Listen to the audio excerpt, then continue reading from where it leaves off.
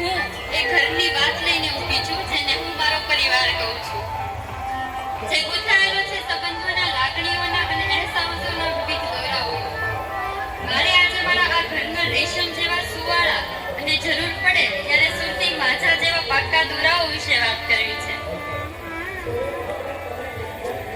મારે આજે ઘરની વાત કરવી છે જ્યાં મારું બાળપણ રમ્યું, જ્યાં મારા સપનાઓ ઉગ્યા અને ક્ષિતિજે પહોંચ્યા, અને જ્યાંથી હું આજે મારા નવા છેડા તરફ જોડાઈ રહી છું.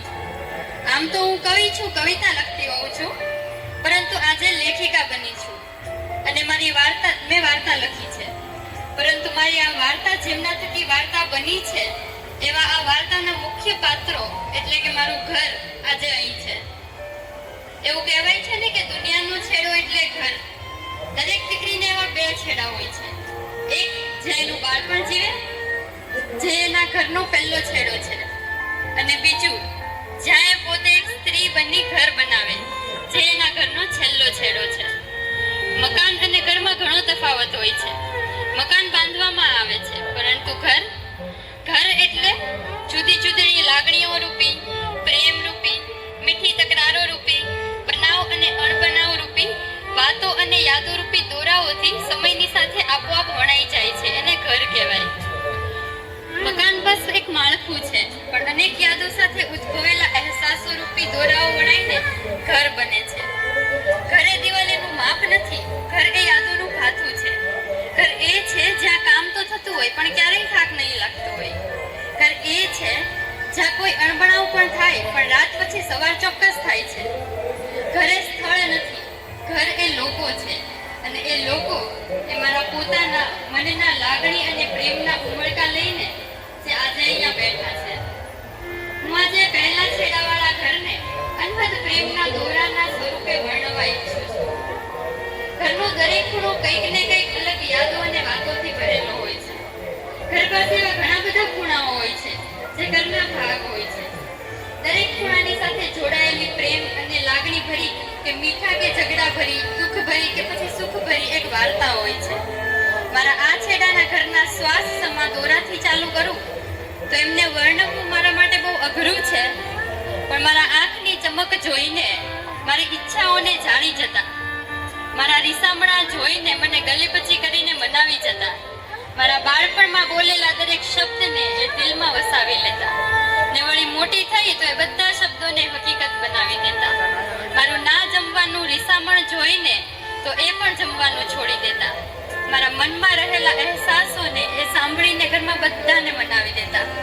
મારા ચહેરા પર અણધારી શાંતિ જોઈને અને મારી ચૂપ્પી જોઈને તણાવમાં આવી જતા. જો ના થાય તો આવી જજે ને ઘરે, એવું કહીને મને ફરી હિંમત આપી જતા. મારી બાજુમાં બેસી આખા ઘરમાં મને સાચો શીખો કહી જતા. દીકું કહી મારા પર પ્રેમ ઉભરાવી મને કંઈક કરવાની ધગશ આપી જતા. સાંભળી મને પૂરી મારી સાથે એ પણ સમયની સાથે પોતાને ઉપર ખેંચી લાવતા. મારા જીવનના દરેક નિર્ણયને મારા ઉપર છોડીને મને પણ હાથ અંબાવીને ઉપર ખીચી જતા. થાકી જાઉં ઘણું કરીને તો મને આરામ કરવાનું કહી જતા. નથી જોઈતું એમને મારા ચહેરાના સ્મિત સિવાય બીજું કંઈ, એ જતાવીને મને પર્વત પાર કરવાની કોશિશ આપી જતા.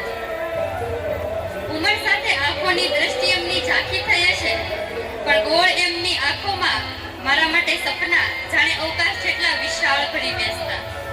દાદર ચડે હવે તો હાફ હવે ખવાઈ જતો હશે, પણ કંઈક કામ મારું અટકે તો થાક એમનો બરફની જેમ પીગળી જતો.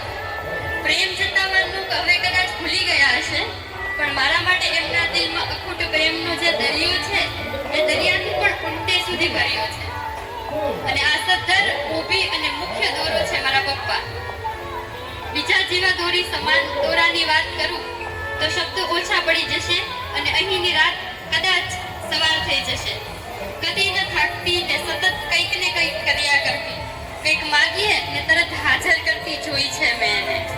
કહું જો ભૂખ લાગી છે મને, આંખના ઝબકારે જમવાનું તૈયાર કરતી જોઈ છે મેં એને.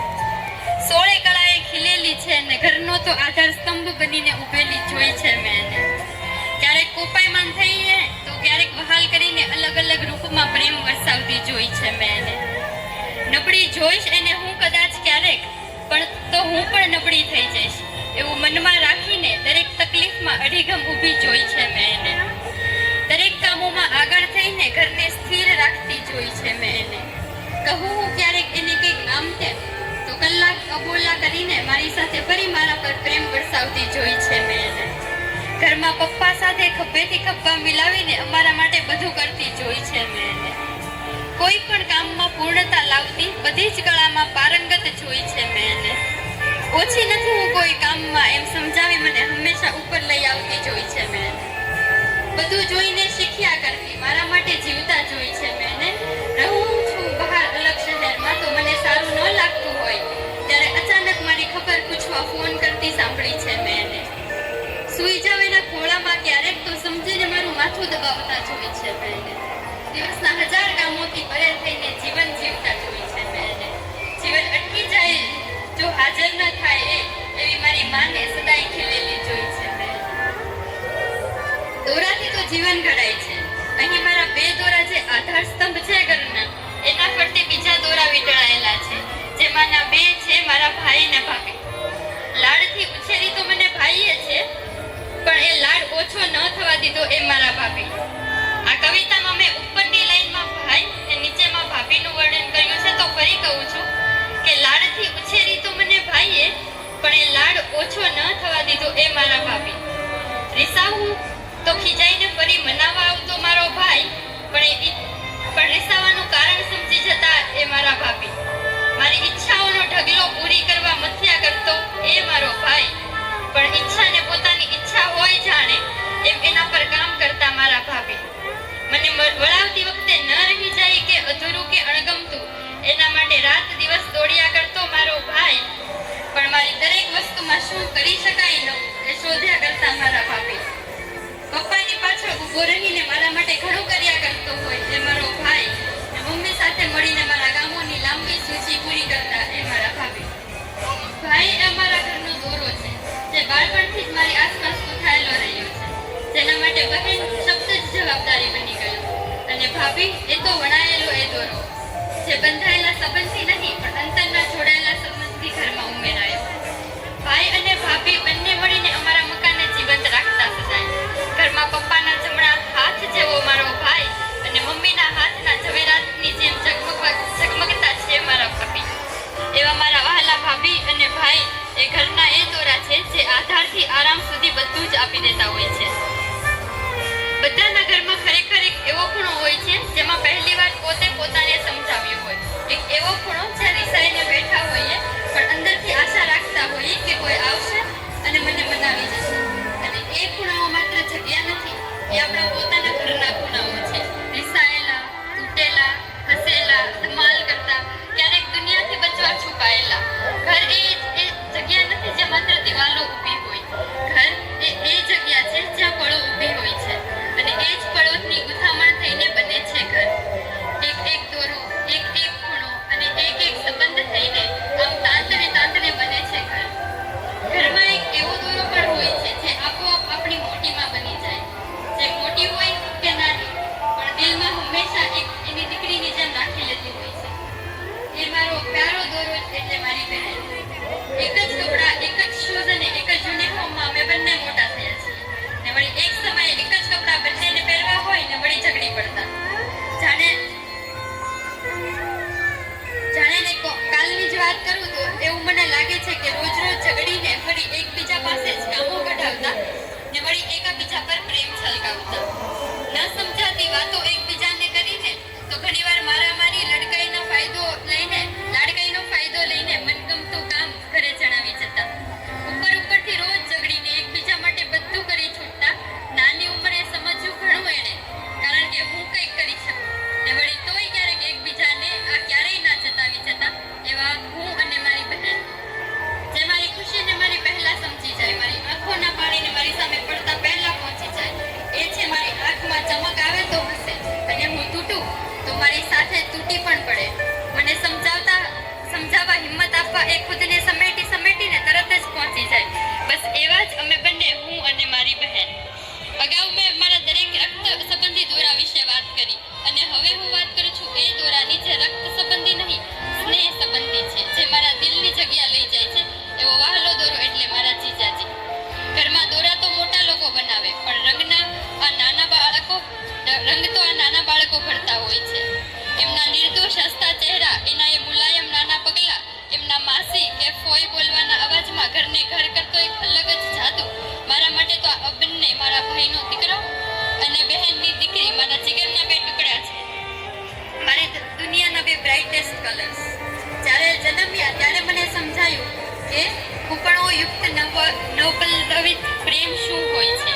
એવો નિશબ્દ પ્રેમ કે જે એ પણ નથી જાણતા, પણ છતાંય મારી તો આખી દુનિયા એમાં જ વસે છે. મને ખબર નથી હું કેવી ફોઈ કે માસી છું, પણ એ બંને મારી માટે મારા શ્વાસ જેટલા નજીક છે. હું દિવસમાં જેટલી વાર હસું એમાં એમની યાદોનો સૌથી વધુ હિસ્સો હોય છે. મારા દિવસનો કલર કાળો ને સફેદ હોય ત્યારે એમના નખરા અને હસીને મજાક એ દિવસમાં 7 રંગો ભરી જાય છે. આ બે નાના હાથે મારું સંપૂર્ણ જીવન પકડી રાખ્યું છે. એમના હસવાથી મારા દિવસો રંગાય છે અને એમના રડવાથી મારું દિલ ધ્રુજે છે.